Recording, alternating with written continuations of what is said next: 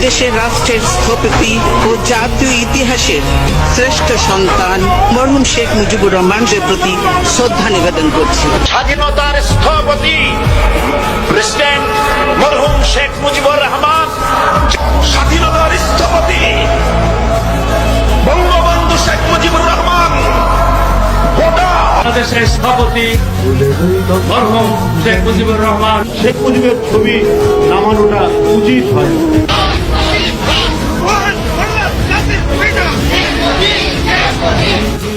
মানে বাংলাদেশ বঙ্গবন্ধু একটা স্বাধীন দেশ, যার জন্ম না হলে আমি সেনাবাহিনী প্রধান হতে পারতাম না, যার জন্ম না হলে রাষ্ট্রপতি হতে পারতাম না, যার জন্ম না হলে এই সংসদের বক্তব্য দিতে পারতাম না।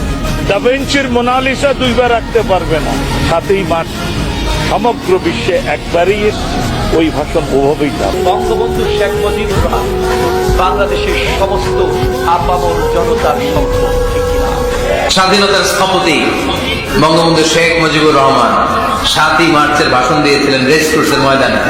ওই ভাষণ আজও কুয়ার ভিতরে নিতে চান খালি আওয়ামী লীগের নেতা। কিসের আওয়ামী লীগের নেতা? বঙ্গবন্ধু এ জাতির 18 কোটি মুসলমান, হিন্দু, বৌদ্ধ, খ্রিস্টান সকলের নেতা।